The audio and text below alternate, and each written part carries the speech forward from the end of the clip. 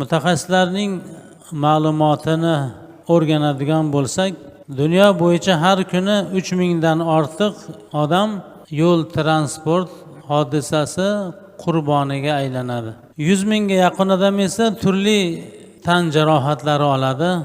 Birlashgan Millatlar Tashkiloti ma'lumotiga qaraganda, har yili yo'l hodisasi dunyoda 1.300.000 kishining hayotini olib ketadi. Bunga yana 20-50 million atrofidagi odam tan jarohati olishi, ba'zilari umrbod nogiron bo'lib qolishini qo'shsak, katta raqamlarni tashkil etadi.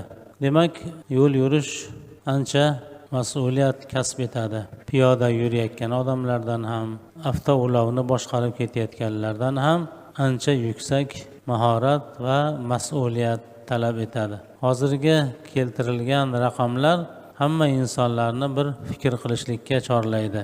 Asosli ma'lumotlarga ko'ra, yurtimiz hududida har yili o'rtacha 9-10 ming atrofida transport yo'l hodisasi ro'y berar ekan. Ularning 2000 dan ortig'i odamlarni halokati bilan tugasa va yana O'zbekistonda bir yilda avtohalokat sabab 2262 ta odam qurbon bo'lgan. Bu narsalarni nimaga aytyapmiz? Hozir hayotimizni avtoulovsiz, transportsiz tasavvur qilib bo'lmaydi. Eng halokatli joylar yo'llar bo'lib boryapti.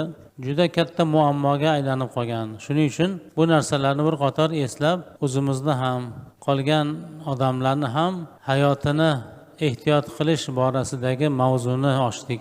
Mana shu noxush holatlarni oldini olish maqsadida yo'l harakati qoidalariga rioya qilish o'ta sizu bizlardan talab qilingan ish ekanligini yana bir eslaylik dedik.